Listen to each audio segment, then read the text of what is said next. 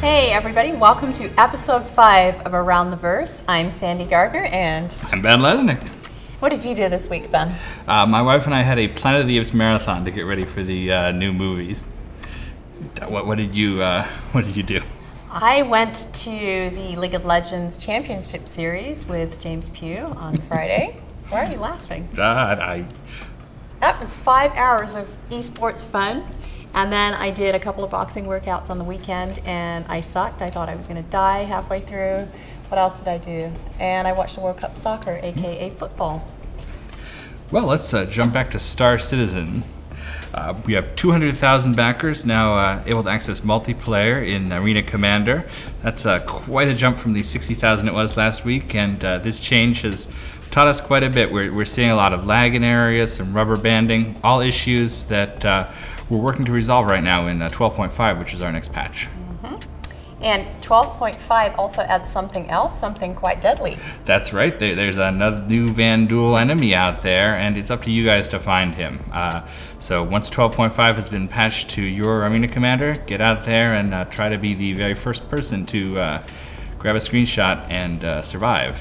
Find him, shame. I thought it might be female, but anyway, okay. 10 for the chairman logo competition continues. We've seen some impressive submissions, but you could top them all, so. Yep, you got another week. Post your submissions to the forum. Somebody out there is going to create the new 10 for the chairman logo. Could be you. Gamescom tickets are just about sold out, so it's going to be quite some party.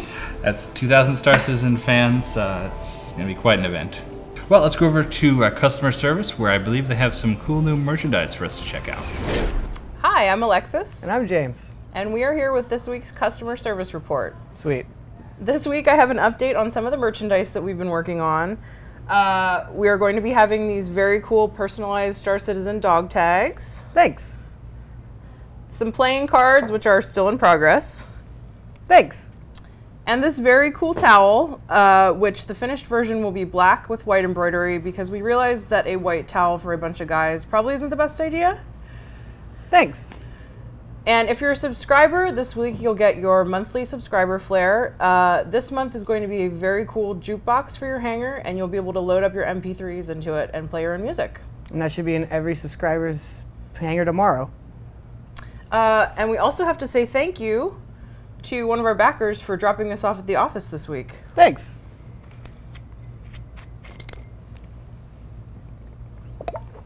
Oh my God, thanks. And now it's time for news from Around the Verse.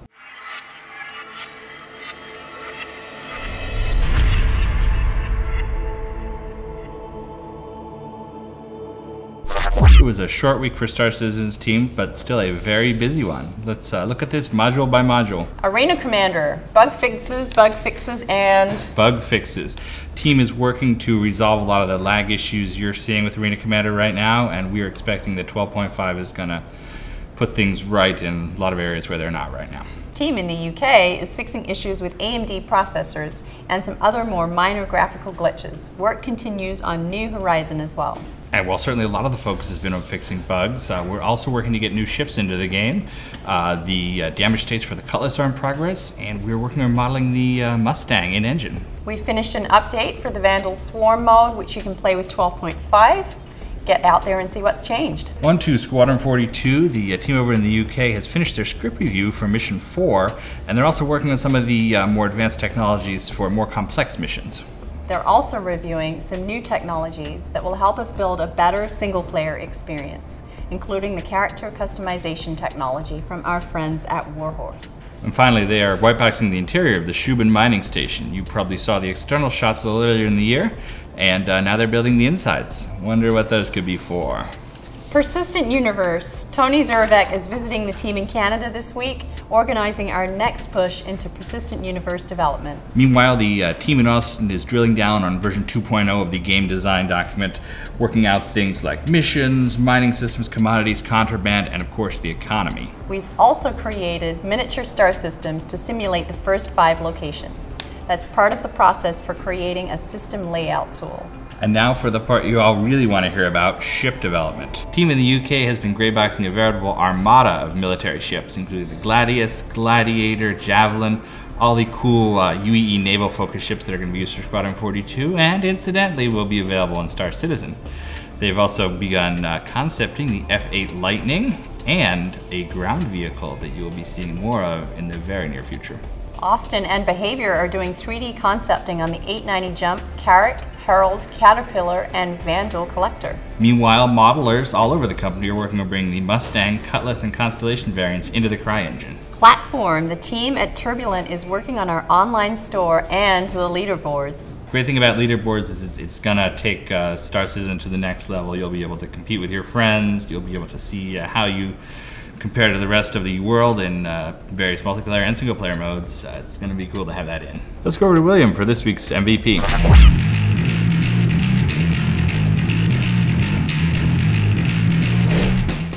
Hey everybody, I'm lead moderator Will, here to bring you this week's MVP. This week's MVP goes to Xenoshaft for his thread about 100% true Chris Roberts facts. Here's a few of my favorites. Sharks Watch, Chris Roberts Week on TV. For his first science project, Chris Roberts created the Force. Thank you very much, Xenoshaft. You're this week's MVP. Hey everyone, welcome back to Bug Hunters. What's the name of the show?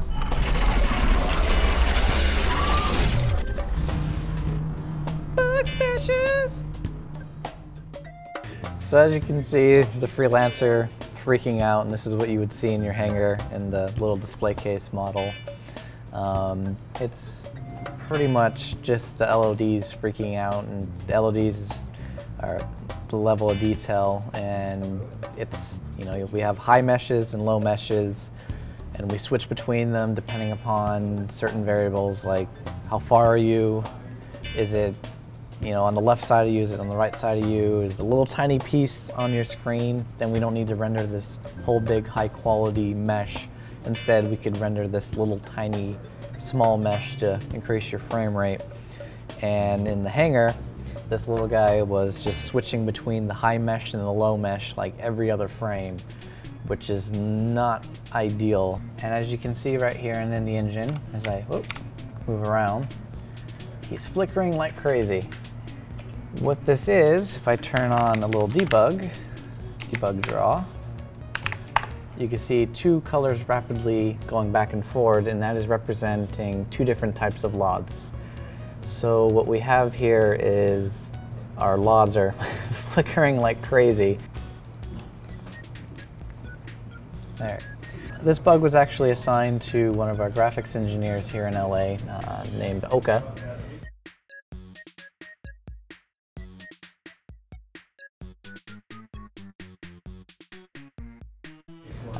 From what he found was, in this particular instance of the rendering, the LOD calculations were getting calculated twice, once in one area and then once in another area. And what was happening is it was taking the calculations of the first, you know, LOD calculations of which one it should use based on distance, angle, blah, blah, blah. And it was taking that information to do the same thing, but this time, because it already picked the information, it was already diluted, so when it tried to determine which LOD to pick, it was picking the wrong one. We also have the issue of floating point error in this case, because the values that were changing were so minute that every other frame it would be a little bit, it would be 1 or be 0 or be 1 or be 0 or be 1 or be 0, and it just happened, you know, all the time after these little fun calculations. Alright, so this guy was actually a little tricky to find, mostly because this only happened on static geometry. If we actually threw this into a real ship, it wouldn't flicker, it would work correctly. But if we actually created this thing called a geom entity, which means it's going to be a static mesh, then the error would start happening. And what we had to do in order to investigate that was literally look through all the interesting parts of where LOD calculations were happening, pop on our debugger, tell the frame to advance, step through all the code, and then look at all the information that was happening. In this case, in this particular frame, I got LOD 0, which means it's going to choose the highest mesh. And this time I got 1. Oh, I got 3. What else are we going to get? 2. 3. 2. So yeah, it's flipping back and forward. In this particular area of the code, we're noticing, the LODs are rapidly changing, so we had to step through the call stack, step all the way back to see where this LOD variable was getting calculated. So if we read actually this little comment that Oka put in, it will better facilitate what was happening. And I quote, the min distance affects the values of end distance real that is passed to this function, possibly to bias the LOD level for pre-catching materials. But for static objects, the LOD calculation above is a prediction that may not match the actual desired LOD level when min distance is 0. As objects alternate between the two nodes stacks from frame to frame, this results into LOD flickering. In plain English, the previous LOD calculations were more of a prediction to figure out, maybe I should be this LOD, maybe I should not be this LOD. And then down the road in this particular area is where it has all the actual facts that it could actually reliably calculate the LOD before sending it off to the renderer.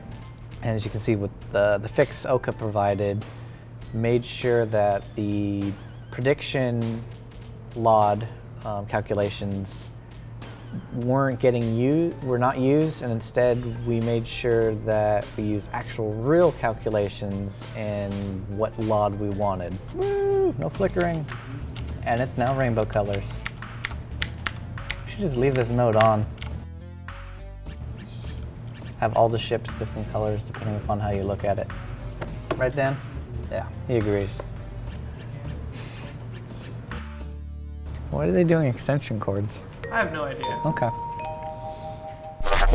And here's James talking to our lead technical designer, Dan Tracy. Hey guys, I'm here with Dan Tracy, lead technical designer on Star Citizen. How you doing, Dan? I'm doing great, James. How are you? Sweet. You want to get some questions from the fans? Yeah, sure. Let's do it. Awesome. This first question comes from Isogen. Can you shed some light on the challenges of getting the multi-crew ships into the DFM? A lot of the things with getting multi-crewed vehicles up and running with DFM range from anywhere from like the multiplayer, getting a lot of people set up in the same ships, getting everybody in the same hangar to start with as well. But before we even get to that level, what we need to really look at is, like, especially with the multi-crewed ships like the Constellation, is a lot of the interior kind of physics. So the biggest problem with a lot of previous game titles is when you're walking around on a surface that's actually moving underneath you, usually with the network lag, it's actually like you're updating I got you. slower versus the platform underneath you. And that's usually weird looking. Yeah, exactly. That's usually due to two things. Is one, the physics update thread is not actually like updating you relative to itself. So we're actually coming up with a unique solution, which is setting up like an interior physics grid. And what that means is, like, you have your world. Just imagine a 3D kind of cube, right? You have your world space, right? And you have all the ships kind of flying around inside of it. But each individual ship, what we're doing is looking at separating out their interior physics. You're giving them like their own little physics. Yes, inside of the grander physics of the actual game. Not quite inside of it, but actually detached from. So think of it like a world within a world, but it's actually separated from the exterior one. So what it does is, like, it removes everything from the world physics grid and moves it out to somewhere else on its own. So then that way you can actually move around on your own physics grid, but the renderer still updates as if you were actually inside of, so you visibly you see everybody walking around as if they're doing it normally. So that's one of the big multi-crew ones that we're running into. The second one that we're actually looking at doing is a lot to do with the ships. Like, I know a lot of people actually found a lot of bugs with, like, the Constellation, the Freelancer, just sitting in their hangar, and they're just like, oh, I've been mucking around with something, and like, oh, I made the chair kind of flip up and down. So the biggest problem that we found with that is that we don't actually have like a state machine to handle all these different states. So especially with multi-crewed vehicles, a lot of people are going to be pressing buttons all at the same time, right? Yeah. So like everything inside of the constellation, hey, I want access to my turret. No, I want access to the turret as well. No, I want. And then make sure all those variables fit together. Exactly. Without So creating a cacophony of garbage. Exactly. Like, do you know what a state machine is? Yes. The state machine, just to highlight exactly. For everybody else. For everybody else. I honestly didn't know. I'm not. I'll stop lying. I didn't know. So the state machine itself is, we have like a series of events that need to play in a particular order. So it's just like a tree that actually strings together a bunch of different commands for what state it starts with, and then what are the different conditions to go to the next state. So like, perfect example. When I walk up to a door and I press the button, I first ask the door, is the door closed? Okay, if the door is closed, is it locked? If it's not locked, then I can press the button and it's supposed to go into the open state. Okay. Then as soon as it goes into the open state, then we can actually set up a bunch of different things. Oh, is there a timer for it? Is there a sensor? You know, like so crazy. kind of a whole series of events that just go in like a particular order depending on, you know, your different questions that you're actually asking the particular state. So it's like, hey, if it's locked now, okay, what can I do with it? Well, since it's locked, I'm not actually not able to open it. Or another one could be like, when I'm actually pressing the button, does it even have power to open in the first place? Okay. So if it doesn't have power and it's not locked, then it's just still closed, and you can use like a crowbar or something to actually like wrench it open. But if it's locked, then maybe you have to use like a breaching mechanic in that, and you actually have to like set up a charge so that you actually blow it open, or the drill mechanic to actually cut through the thing so that you can actually tear out the lock and then get inside of it. Okay. So that spans to the whole ship. So it's like, the constellation is a ginormous headache in regards to this, because we have things like the Merlin that we have to consider down at the bottom, right? And then, is the Merlin even there? Can I open the hatch because the Merlin's not there? Is it going to like open to space? Is it actually sealed? Yeah, that's kind of interesting, because so if the Merlin's inside the constellation, does the Merlin also being dictated by that physics engine you put outside of the normal physics engine? Yeah, that's right. The interior physics grid. Exactly. Yeah. So the Merlin itself is actually going to be, when it actually comes up and is attached to the bottom side of the constellation, it's going to be actually bound to the ship's physics. Okay. So it's actually very similar to what we do with like the items for the ships. It's just like a very similar process where it's going to be requesting to see, okay, is it actually going to be docked? And if it's docked, then it just binds itself to the vehicle, so then that way it's treated as one, like the whole constellation plus the Merlin is treated as like one object, but it's still its own separate object that receives damage and then takes, it has its own hit points and takes its own damage by itself. So if you're actually still shooting at the Merlin when it's docked with the constellation, you can still damage both the constellation docking clamps as well as the Merlin itself. Cool. So that, with the... so what you're saying is it's There's confusing. a lot. Well, there's a lot to it as well, and like the other ones is, that we're tying into, which UK is actually helping us out with a lot, is a lot of the multi-crewed seat design. So then we have different seat stations that actually perform different functions. So for DFM, what we're actually looking at doing is setting up several different stations. So you have like an engineering guy, you have like a tactical ops guy, we have the general captain, or it could be somebody else who's actually the helmsman. So in that way, each station is very, very specific to what role that they're actually trying to do. Other things that we're looking at doing, we're going to look at starting with that. So we're assigning specific roles to different seats to see how it plays out. But in the overall scheme of things, we're looking at doing upgrade packages so that we can actually transfer control from one station to another. So think of like very similar like Star Trek, where you actually, there's people that have boarded us and they've taken over the bridge, but we quickly taken all the helm control and put it down into the engineering section. So awesome. Yeah, so we're looking at doing stuff like that, right? But we need, for example, the state machine in order to kind of drive that stuff, so that way we can actually push transfer different mechanics over to another. But looking at it more simplistically, we can have things like in the Super Hornet, you can have the pilot up at the front where he's actually flying around. And then let's imagine he dies. Oh no, what am I going to do as the co-pilot in the back? Well, I need to transfer those controls. Otherwise, you're going to be, you know, shit out of luck. Yeah. Oops. You're going to be SOL on that. Anything with that you can actually transfer control.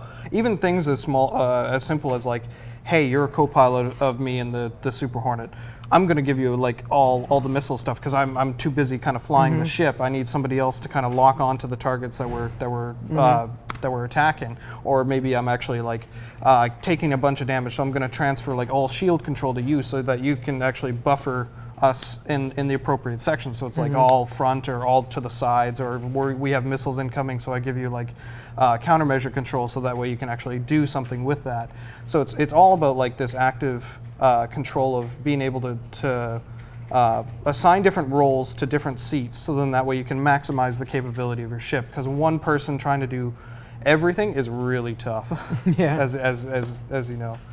But yeah, there's tons of challenges. So sorry to go off on a ramble here. No, that was awesome, dude. Awesome. All right. What's the next question? From Azrael Domanov. I'm interested in the technology that will allow us to walk around our ships as they are flying without the game physics causing the ship to run us over. Can you explain how it works and how it's coming along? Oh, well, yeah, I kind of went over that already. So yeah, it was, to just sum it up again, it's the interior physics grid, and that is actually kind of extrapolated from the world physics itself. So that's actually the setup where you're going to be actually following the physics of the vehicle itself and the interior, and this goes to all the ships that have an interior. So it'll be available for the 300i, the Aurora, of course the Constellation, Freelancer, and also the cap ships. Very, very important that we have it for the cap ships as well. So then, yeah, all that will be updated also over the network, so that way you're actually making sure that you're on that particular setup. That as well could be used, now that I think about it, we could actually use that same setup for like a lot of you guys probably noticed with the physics of the elevator, where you're actually kind of clipping down through it. We could probably use the same thing for that as well. So that way you're actually specifically riding the elevator properly up and down on top of it. Look at that, we're problem solving here too. Exactly, there you go. The next question is from Starfriend123. How do you plan to realize the initial, without player control, landing sequence from orbit down to planet with regard to loading the surfaces, visibility of the surface, and the weather? Will we always have cloudy weather on every planet? Is every planet Seattle? I don't want to get fired with this one. Okay. Well, okay, we ran a bunch of prototypes with this, and I did one myself, actually, with just some of the assets that I could use. I had like a small moon. Like this by no means are we like for sure going one way or the other. This is a test. This is totally a test, so I'm not going to say one way or another how we're actually doing it, but these are all these different engineering ideas that we're coming up with. Is the one test that I did was kind of like this moon structure, and it was like a small planetoid that was, what was it? It was about like 30 kilometers in diameter. So it was like representative of like kind of like how you would actually fly down to an asteroid, but it proves a point where you can actually use, do you know, like first, we actually call it streaming, so that you're actually similar to LODs, where you're actually popping in certain LODs, and you're populating the environment LODs as you get for level of detail. Thank you. So, so as I say, LODs. So you're actually streaming in a bunch of different assets. So you're populating them from afar, so that you don't really see like what's going on. But when you get closer and closer and closer to it, more detail kind of comes in. Yeah. So then that way you have like more things that are appearing right next to you. So for instance, like let's take the example of when you're looking down on Broken Moon. You have the big terraformers that are shooting down onto the planet. Imagine that you're actually able to see the planet's surface, and you can actually see one of the cities. Imagine what it looks like from like outer space, from like looking down on one of the cities. It's kind of just like square, and there's just some gray bits. You know, there's not much to it there. That could easily be like a texture, or maybe with some basic cube geometry on different locations, just to give you the general idea of like what's there. And then any major shapes that you see from afar, that's what they should be.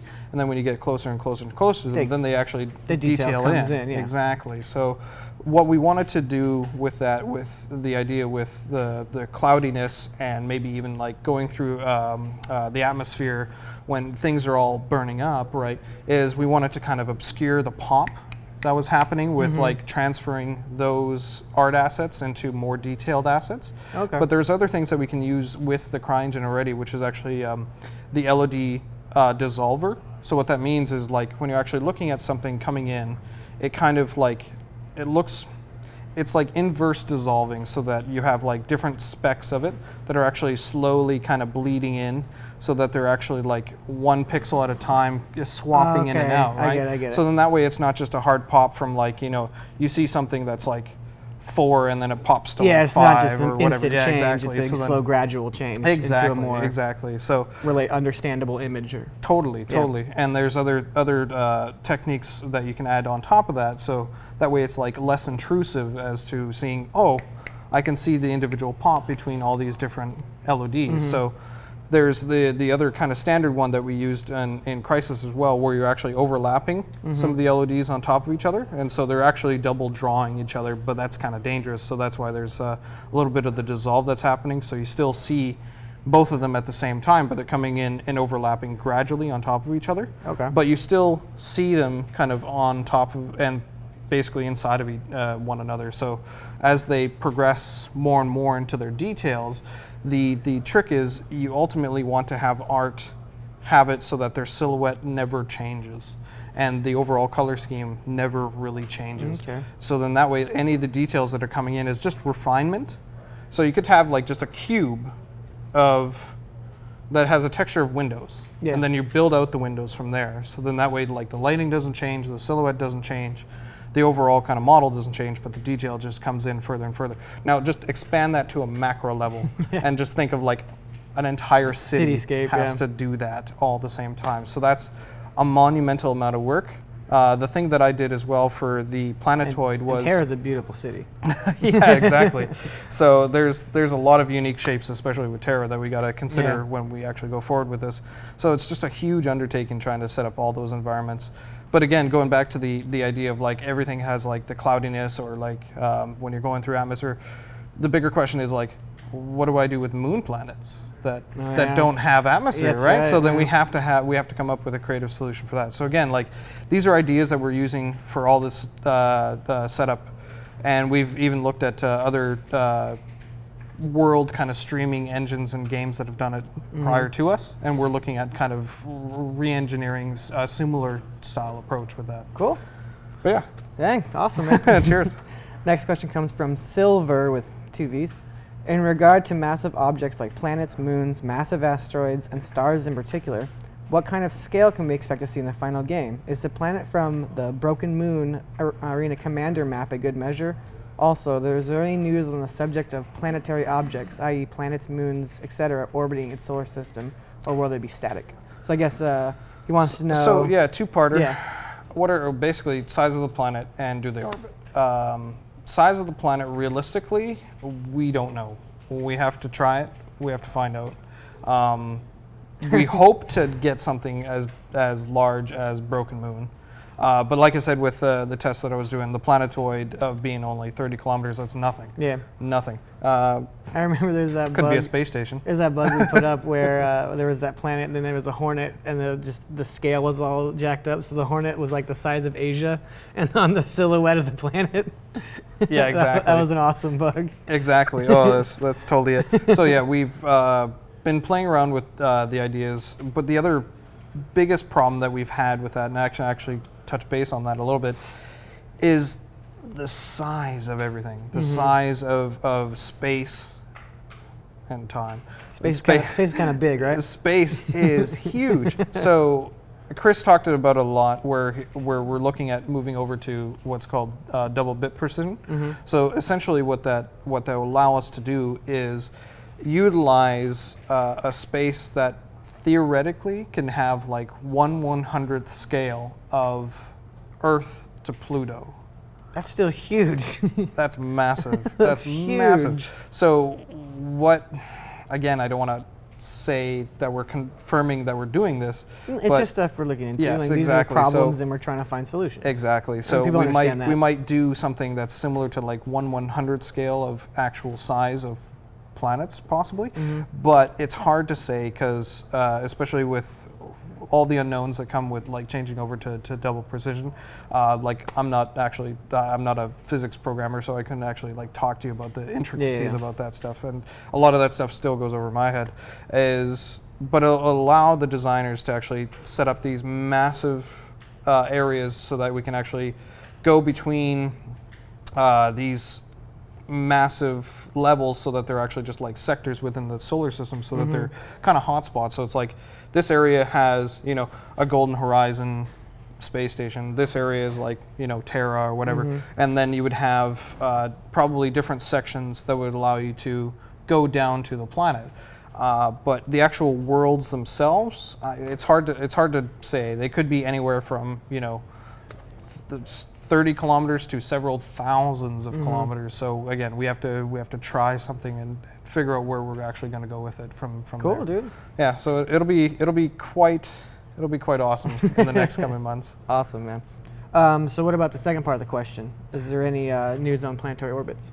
So planetary orbits is a tricky one, because especially with what we're looking at is with the interior physics and how we're moving everything around. So the biggest worry is like everything that's actually happening on the planet side, can we actually extrapolate that and use maybe similar to the interior physics where we're actually removing that from the world physics, so then that way that stuff is all moving relative to itself?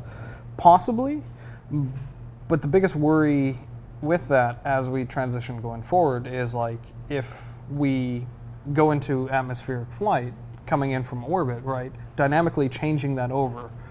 When's that spot going to happen? That's right. At what point do you leave the world physics to the compartmentalized physics? Yes, that's even without having all the planets actually moving and orbiting, that's already a big concern for us. And now on top of that, you have to throw in the idea that these planets are still moving within space. So this is something that we're definitely going to have to investigate, and we don't know right now, so we'll keep you guys up to date as to what we find out. So. Well, okay, dude. Well, thank you so much for joining us. I know you're usually pretty busy. Oh, totally, dude. I've probably got like a million emails already now. Well, then, aren't you happy we kind of took you out of it for a bit? A little bit. It's actually really nice and comfy down here. I think I'm gonna sleep here for a bit. Dude, don't sit back. Well, first of all, I can't even touch the ground if I sit back this far. That's all right. All right. I'm gonna sleep here for a bit. All right, guys. Thanks for joining us. Cheers. Later. Next week, we'll sit down with another technical designer of ours, Calix Renault. And we have a surprise announcement. That's right. A couple weeks ago in this space, we showed you the first concept images of the Gladius light fighter. And we are now far enough along in the concepting process that we feel comfortable offering it up for sale. So we are doing a concept sale this weekend, running for a week. The Gladius will be available in the ship viewer. You can check it out, see the stats, learn why this ship is so cool, and if you want, pick one up.